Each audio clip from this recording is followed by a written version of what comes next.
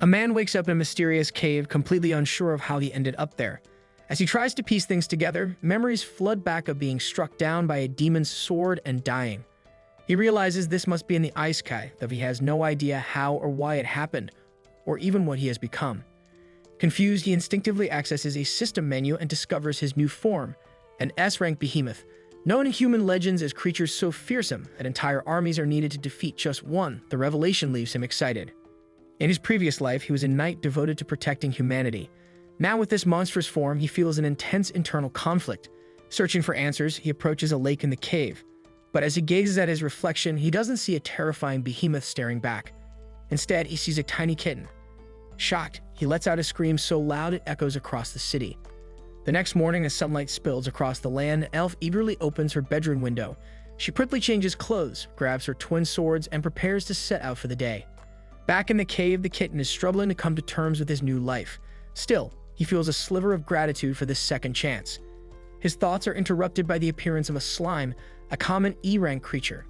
Instinctively, he worries the slime might try to eat him. Frantic, he searches his system menu for a skill to defend himself and selects Stone Howl, which he uses to defeat the slime. Hungry after the battle, the kitten sniffs the slime's remains and reluctantly takes a bite. To his surprise, the taste is far better than he expected. Even more astonishingly, he discovers that consuming his prey allows him to absorb their skills. As the slime's body is stored in his personal inventory, he saves the leftovers for later. Meanwhile, the elf crosses a river on a small boat and approaches a grand arena resembling the Colosseum. Two guards block her path, but she shows them a golden necklace that grants her entry. Back in the cave, the kitten has grown stronger, taking down a B-rank wyvern to gain the ability to fly, a C+ rank minotaur for the fireball and ice lance skills, and even a B-rank golem to unlock the iron body ability. After defeating a venomous snake, he learns the poison fang technique. While the elf explores the arena, activating magical stones to light her path, the kitten stumbles upon a glowing treasure chest. Inside, he finds a shimmering red stone. Suspecting a trap, he hesitates, but the stone turns out to be a teleportation crystal. It activates, whisking him away to a new location. When he regains his bearings, the kitten realizes he's now on the back of an S-rank Earth Dragon. The dragon, angered by the intrusion, declares his death and launches a brutal attack. Although the kitten tries to fight back with Stone Howl, his efforts are nearly futile against her hardened scales. The dragon's overwhelming strength leaves him bloodied and near death. In one last effort to escape, he slashes at the dragon's eye using his Ether Edge skill and takes to the air with his wyvern wings. Severely wounded, he barely manages to make it to the cave's exit, where he collapses from exhaustion. As darkness creeps in, he spots a shadow approaching and assumes his end has come. Instead, it's the elf who stumbles across the injured kitten. Concerned, she scoops him up and takes him home. When he wakes, his wounds are bandaged and the elf offers him food. He's struck by her kindness and thinks of her as an angel. Despite being a monster, she never treats him as such, caring for him with unwavering compassion. Over time, the kitten comes to see the elf as his master, someone deserving of his loyalty and protection. One day, as she leaves for the dungeon, the kitten secretly follows, determined to watch over her. Inside the dungeon, the elf skillfully dispatches a group of goblins, her twin swords moving with incredible precision. She even collects their ears as proof of her victory. The kitten is awed by her speed and strength, but notices that she seems to hold back slightly, likely due to the weight of her swords. But as they progress, a goblin mage appears, hurling a fireball at the elf. Realizing his master is about to become roasted by a fireball, the cat leaps forward, pushing her to the ground just in time. Since he cannot reveal his true identity, he resorts to attacking the goblin like a normal feline. After witnessing this strange scene, the puzzle elf questions how her little pet ended up there. Despite her confusion, the two make their way home by late afternoon. During the boat ride, the kitten enjoys her mommy's special care, feeling as if he's in a warm, heavenly paradise. In the bustling commercial district, they arrive at the Adventurers Guild, where all eyes turn to Aria, the elf, as she enters. Her charm captivates everyone, and many secretly envy the kitten she carries so lovingly. One of the guild's adventurers, Lord Casman, approaches her yet again, trying to convince her to join his party. As always, Aria firmly declines, but this old fatty persists, boasting that he could take good care of her. Seeing Casman reach out toward Aria, the kitten reacts immediately, leaping forward to bite the man's hand. Outraged, the old fatty pulls back, but the kitten doesn't stop there, scratching his face in a frenzy. Furious, Casman draws his sword, prepared to strike the small creature. However, our zesty guild receptionist, Arnold Holzweilsmeger, quickly steps in, forbidding such behavior inside the guild. Using this as an excuse, Casman grumbles and storms off. Aria thanks Arnold for stepping in.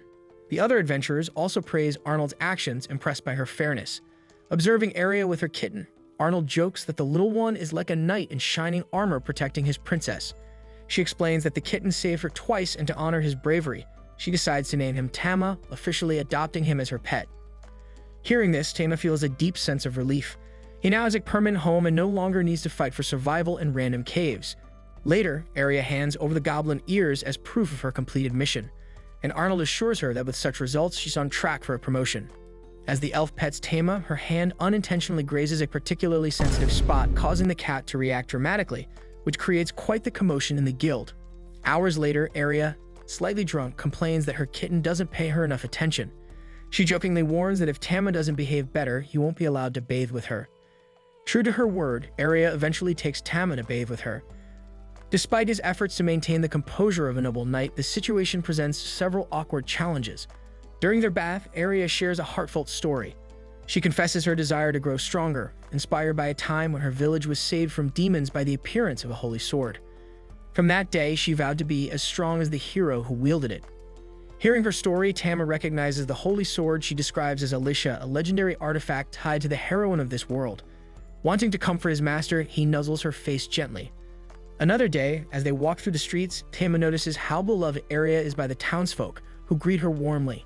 At the guild, Arnold warns Aria to leave while she can, but it's too late. Lord Casman appears, brandishing an official order from the Baron. The document demands that Aria's cat be sacrificed as punishment for injuring Casman. Desperate, Aria begs for mercy. Casman proposes an alternative, a duel to settle the matter. If Aria wins, Tama will be spared. If she loses, she will become Casman's wife. With no other options, Aria agrees. That evening, before the duel begins, Casman smugly acknowledges that Aria is a rank below him. He mockingly allows her to have outside help, though no one initially steps forward. Tama, however, boldly steps up, determined to protect his master once again.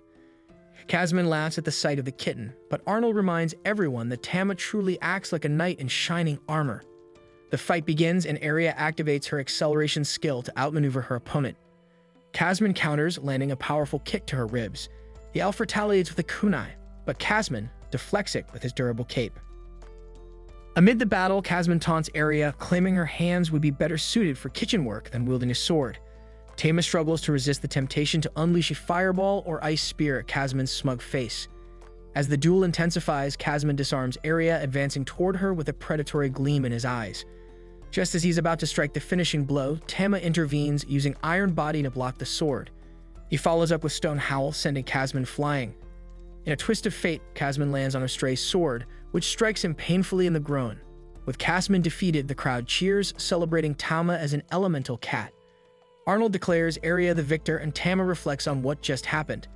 Despite being an S-rank behemoth, he has somehow managed to live peacefully as a pet. For now, this is the life he'll embrace. The following morning, the kitten woke up on his favorite pillow and snuggled up to his owner's face. Not content with just that, he gently licked Aria's pointy ear when she asked for a bit more affection. To his surprise, this elicited a peculiar moan from her. Startled, Tama leaped off the bed, observing Aria, who now looked thrilled and animated as she requested more nuzzles. Later, the two headed to Vulcan's forge, where they were greeted warmly by the blacksmith. Tama noticed Vulcan's tiger ears and was astonished. Vulcan, having heard much about the kitten, approached and asked to hold him. Aria placed Tama on Vulcan, who was charmed by the kitten's adorable antics. Tama, meanwhile, felt as though he were dreaming, unable to rationalize his surreal experiences. Vulcan asked Aria what she needed, reminding her that her weapons were still being worked on. Aria explained her desire for extra durable armor for Tama. Since Vulcan had experienced crafting gear for creatures, she accepted the challenge and immediately began taking measurements. Knowing Tama was still growing, she planned to incorporate adjustable magic into the garment. Vulcan labored tirelessly through the night, completing the armor by the next day. When Tama donned it, Aria was enchanted by how cute he looked, and Tama marveled at Vulcan's craftsmanship. Vulcan then brought up the issue of Aria's swords, which were becoming increasingly fragile and difficult for the elf to wield effectively. Despite reforging them many times, the weapons remained problematic. Vulcan suggested forming a temporary team, allowing her to observe Aria in combat to better diagnose the issue. They agreed, and their first encounter in a dungeon proved the blacksmith's might. Vulcan effortlessly crushed a goblin with her hammer, and swiftly dealt with the second. Tama watched in awe, impressed by the legendary strength of the tiger people brought to life before him. When a third goblin cast a fire spell at Vulcan, she resisted it with ease and retaliated with a fiery enchanted punch, obliterating the monster. Arya inquired about the skill, and Vulcan explained it was derived from her knowledge of the forge, enabling her to infuse elemental magic into her attacks. The group soon encountered an orc, and Vulcan encouraged Arya to take the lead. Though trembling with uncertainty, Arya summoned her courage and attacked using her acceleration skill. The orc blocked and countered, forcing Tama to intervene with his iron body, breaking the orc's axe against his magical shield. Arya seized the opportunity to strike again and defeat the monster, but her somber demeanor suggested she wasn't satisfied. Vulcan observed the fight and noted that Arya's dual swords were throwing her off balance, hindering her movements. Arya eagerly listened as Vulcan proposed they train further on the dungeon's next floor. The new challenge was a group of ropers, weak monsters that tested precision and agility. Arya's frustration grew upon seeing them, while Tama worried they might ensnare his master with their tentacles. Vulcan explained that battling these creatures would force Arya to focus on her movements, aiding her skill development. Arya attacked the first roper, but had to retreat when its tentacles reacted. Tama realized her typical movements wouldn't suffice, and when one tentacle knocked her sword away, Arya pressed on with just her remaining weapon. To her surprise, the reduced weight allowed for faster and more controlled actions. She balanced the fight and managed to wound the roper while dodging its attacks. During the battle, the monster shattered her remaining sword. Vulcan tossed Arya a dagger and the broken blade, which the elf used to defeat the creature. Energized, Arya turned to the next roper, moving faster with her newfound understanding. As she attacked, the creature's wounds expelled a sticky substance that partially covered her. Angrily declaring such treatment reserved only for Tama, she charged the roper with renewed fury, slicing through its tentacles and splitting its body in two. Arya named her new technique Wind Blade. Proud of her growth, Tama ran to his master, delighted by her rapid improvement. Meanwhile, he noticed the roper's corpse and saw an opportunity to steal its abilities, further bolstering his own potential. Tama sank his teeth into the fallen creature, only to be met with its revoltingly bitter taste.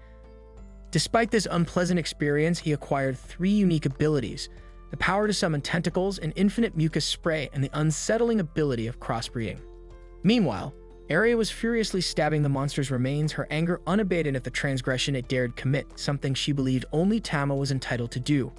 Afterward, Arya admitted that her decision to wield 2 long swords was in homage to the Sword Saint. However, she confessed that they never felt right for her. On the contrary, shorter weapons seemed to align perfectly with her fighting style. Tama, ever loyal, gently stroked her face in agreement. Vulcan noted that Arya had the potential to delve deeper into the dungeon, but suggested they take a break first. She led them to a safe haven within the cave, protected by a philosopher's stone that repelled monsters. Upon seeing the magical stone, Arya was momentarily overwhelmed by memories of her village being attacked. She pushed the thoughts aside and took the opportunity to clean herself after their ordeal. Discovering a water source nearby, the elf shed her armor for a bath. Tama, bound by his chivalrous principles, turned away. As they bathed, Arya asked Vulcan about her former adventuring party. The blacksmith revealed that the group had disbanded due to members shifting priorities, with some even starting families. On the subject of families, Vulcan warned Arya to keep an eye on Tama, explaining that elemental cats had the ability to crossbreed with other creatures. Tama, recalling his recent acquisition of the crossbreeding ability, silently vowed never to betray Arya's trust in such a way. Surprisingly, Arya found the idea delightful and encouraged her kitten to grow quickly, so they could experience such a moment together before anyone else. Their journey resumed, bringing them face to face with a C+ rank Minotaur.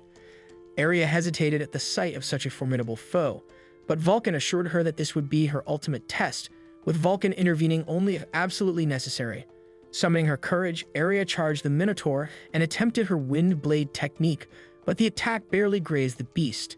As the fight turned dire, Vulcan stepped in, using her hammer to clash with the Minotaur, though it adeptly blocked her strikes. Arya continued attacking with her newfound skill, but struggled to land significant damage. Finally, she managed to blind the Minotaur by targeting its eyes, prompting it to strike wildly. When a collapse threatened Vulcan, Tama unleashed Ether Howl, scattering the debris and saving his ally. With a clear path, Arya thrust her sword into the Minotaur's chest, defeating it at last. She could hardly believe she had overcome such a powerful opponent.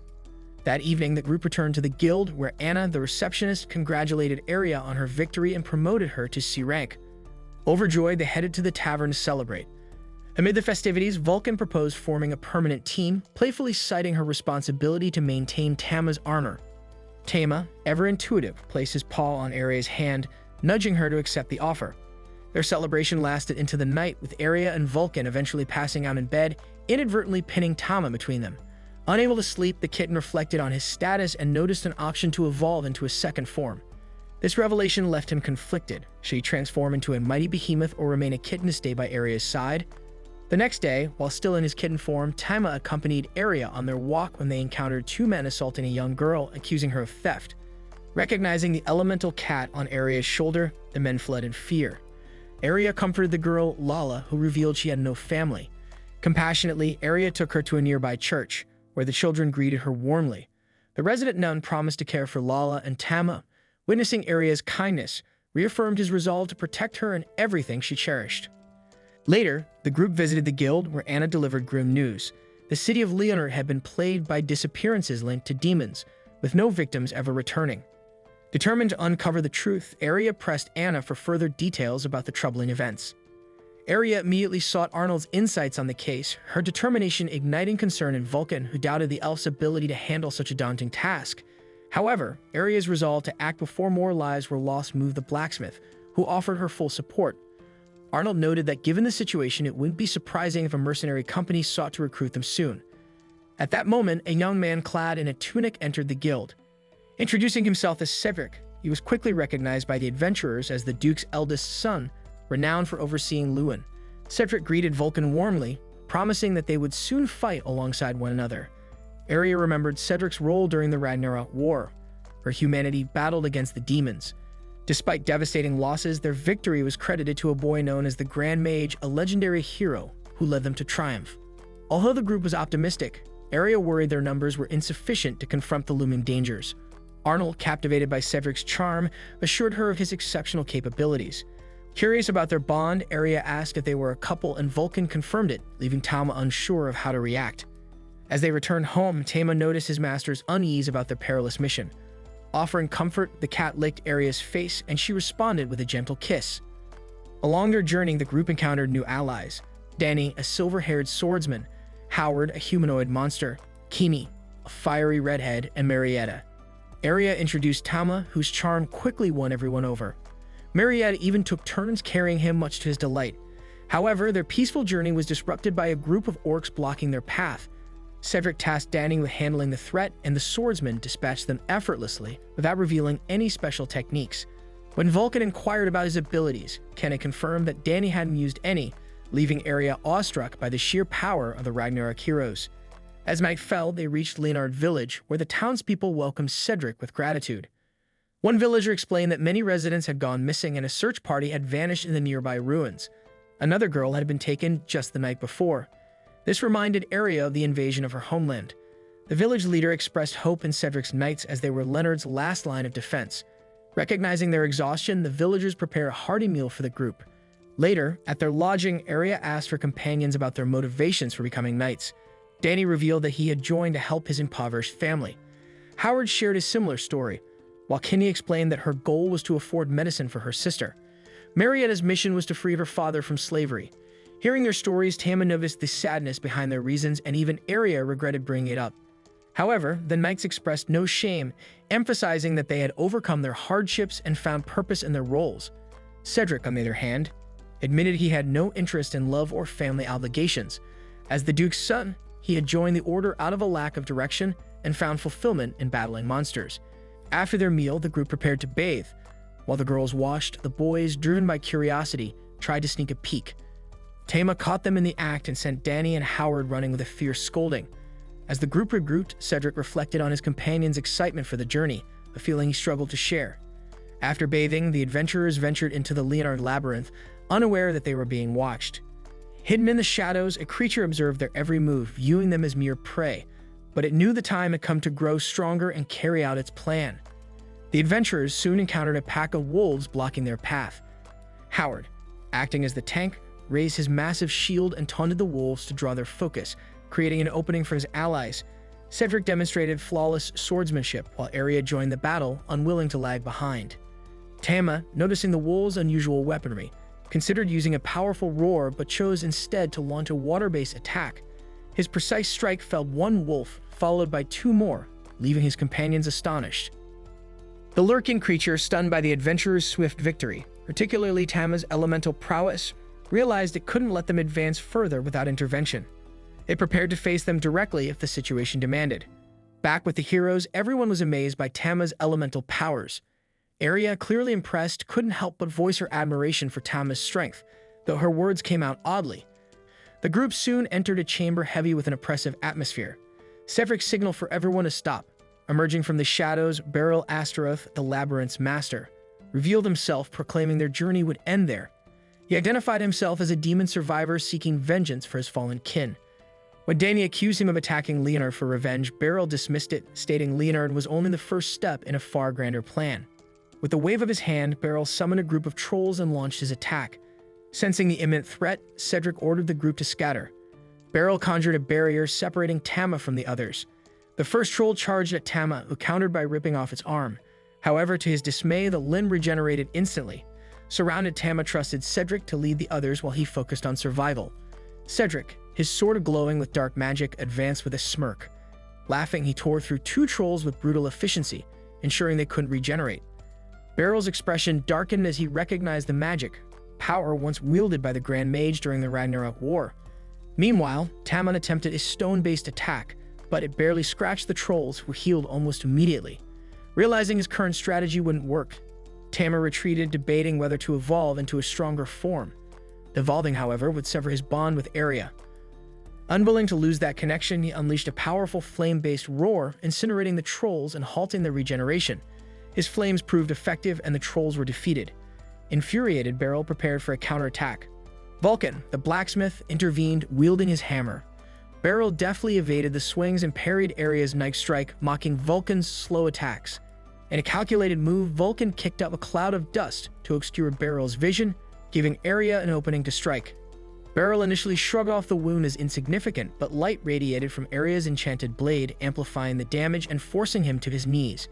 In retaliation, Beryl lashed out with his dagger, inflicting a grievous wound on Arya. As the group rushed to her side, Tama's heart sank at the possibility the blade was poisoned. Standing defiantly, Beryl smirked and issued a chilling declaration. Humanity will crumble when true power rises again. With those ominous words, the demon's body turned to stone and crumbled into dust. However, the danger was far from over. The poison from Beryl's dagger began spreading through Arya's arm. Cedric examined the wound and grimly identified the toxin as dragon venom, a lethal poison with no known antidote, save for the eye of an earth dragon.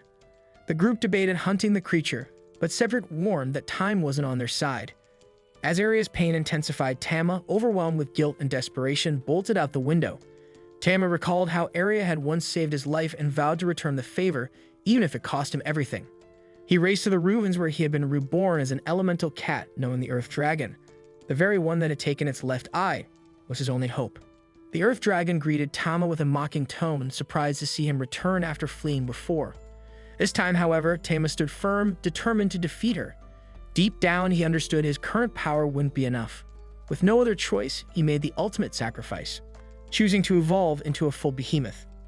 Tama, in his monstrous form, unleashes the roar of flames upon the Earth Dragon, yet the beast barely reacts.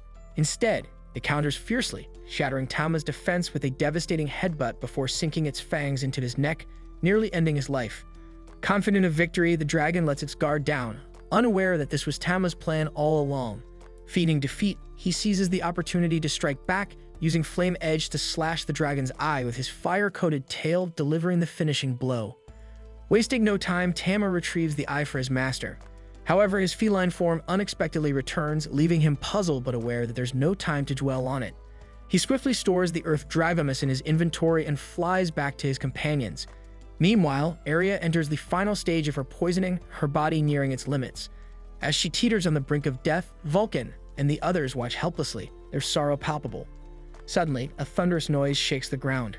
Rushing outside, they find Tama, battered and bloodied, standing atop the massive body of the fallen Earth Dragon. The sight is bewildering, but Cedric urges everyone to act quickly.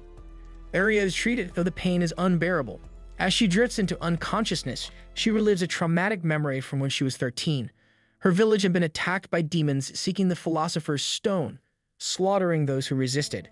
She fled into the forest only to be captured and interrogated about the stone's whereabouts.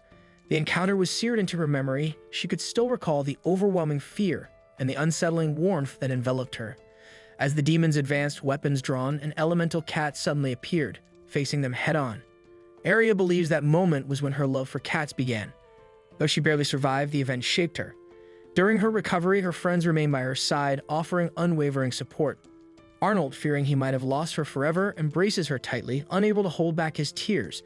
Though time passes, the poison's potency keeps Aria from fully recovering. While she rests, Tama ventures into a nearby dungeon, reflecting on how he saved his master. He notices that his behemoth form had vanished unexpectedly, realizing he had used the transformation without fully understanding it. Still, he considers himself fortunate. Though his evolution ability is gone after slaying the Earth Dragon, he retains the beast's powers. To test his newfound abilities, Tama confronts a minotaur, dodging its massive club before striking with draconic claw, an ethereal beast that rends its sharp talons into the minotaur's back. Assessing his strength, Tama recognizes his abilities as high-ranking but chooses to reserve the Lion King's blessing for later. Suddenly, human footsteps echo in the shadows. As light reveals the intruder, Tama sees a maiden who, with an unsettling grin, declares she has finally found her strong man. She clutches Tama's misplaced helmet, inhaling its scent, and questions why he reverted to his cat form instead of maintaining his behemoth form, leaving him bewildered. Something about her feels eerily familiar. Without warning, she shatters the helmet and lunges at him. Instinctively, Tama flees, diving into a burrow to escape the ominous pursuer. Though she fails to catch him this time, she vows to track him down again. Shaken, Tama returns home, retreating to his favorite hiding spot. He can't shake the eerie familiarity of the woman. Her eyes, hauntingly reminiscent of the Earth Dragon, send a chill down his spine. The next day, Aria prepares for a picnic, selecting the perfect outfit and gathering fresh raspberries along the way. The outing is peaceful until she brings up her recovery. She mentions hearing that Tama had been found injured beside the Earth Dragon's lifeless body. For a brief moment, she entertains the idea that her cat might have been the one to defeat the creature, but quickly laughs it off, dismissing the thought. Reclining on the grass, she reflects on how often she has needed to be rescued by Vulcan, Cedric's group, or others. Her mind drifts back to the attack on her homeland, remembering that the demons had specifically targeted the elemental cat. When she regained her senses, however, she saw that the Sword Saint had vanquished the invaders single-handedly, restoring peace to Luminous Village. Since that day, she had vowed to become a warrior. When she came of age, she bid her mother farewell and embarked on her journey, determined to become strong enough to protect the weak. But despite her efforts, she feels as though she is yet to fulfill that promise. Lost in thought, Aria is on the verge of tears. Understanding his master's emotions, Tama rubs against her arm in silent comfort. Knowing her feline companion well, Aria imagines he is trying to lift her spirits, reminding her that she was the one who defeated the demon Beryl Astaroth. Deep down, she realizes she struggles to acknowledge her own achievements. After their picnic, the pair visit Vulcan's workshop to retrieve a shipment of newly forged equipment.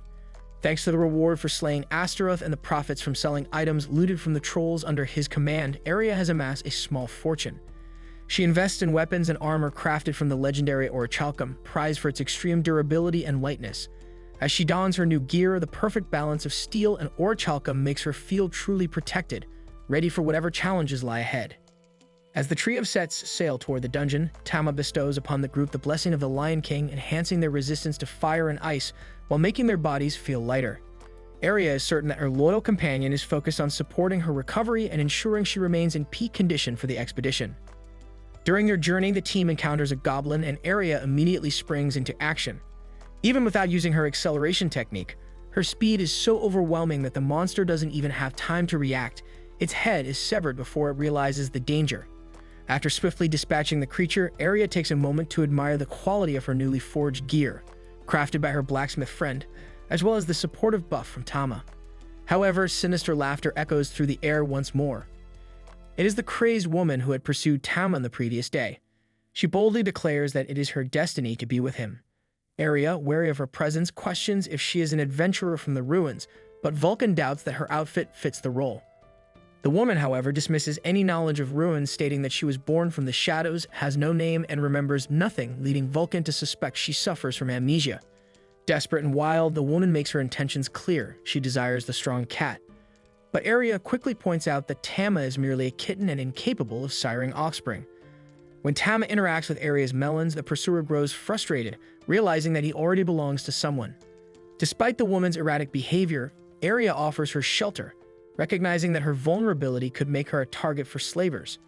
The woman then asks if she may stay with the kitten if she joins their group, and Aria agrees, reassuring Tama that she will not let any harm come to him. Though nervous, Tama appreciates his master's kindness. On their way home, Vulcan asks the woman what she would like to be called, but she appears indifferent. Aria decides to name her Stella, a word meaning beauty in her homeland. Seeing that Tama does not react negatively to the name, Stella accepts it and begins referring to herself as such. That night, as the group sleeps, Tama hears Stella's voice calling out to him, urging him to wake up. Relieved that she can finally communicate with him, she speaks directly into his mind, revealing that she knows he can understand human language. After all, he spoke a few words when he killed her. Tama is baffled, as the woman is very much alive before him. Insulted that he does not recognize her after 2 encounters in the labyrinth, Stella reveals the truth. She is the Earth Dragon. She recounts her past, explaining that she appeared in this world within the dungeon's depths, instinctively aware of her immense power. As a young dragon, she clashed with weaker monsters, believing herself unmatched, until she was ultimately slain by a behemoth wielding an ancient resurrection ability. That behemoth was Tama. Reborn as a human within the same labyrinth, Stella scavenged clothing from a fallen warrior, retrieved the lost helm of the elemental cat, and began wandering the dungeon in search of the one who had bested her. Tama, wary of her intentions, assumes she seeks revenge. But Stella surprises him. She has no desire to fight. Instead, she fully submits to her victor. Having never met an equal, she has fallen for the one who defeated her. Without warning, Stella lunges at Tama, seeking his bodily fluids, but Aria swiftly intervenes, shielding her companion and causing Stella to flee in fear. The elf firmly declares that Tama belongs to her and will not be surrendered. For now, Stella retreats, though she telepathically reminds Tama of her devotion. Observing her behavior, Tama reflects that while Stella may now appear human, at her core she remains a dragon, a true monster they have brought home. This then marks the end of today's anime recap. If you enjoyed the video and want more of it, please support the channel by leaving a like and subscribe. Let's help us reach our current goal of 20,000 subscribers.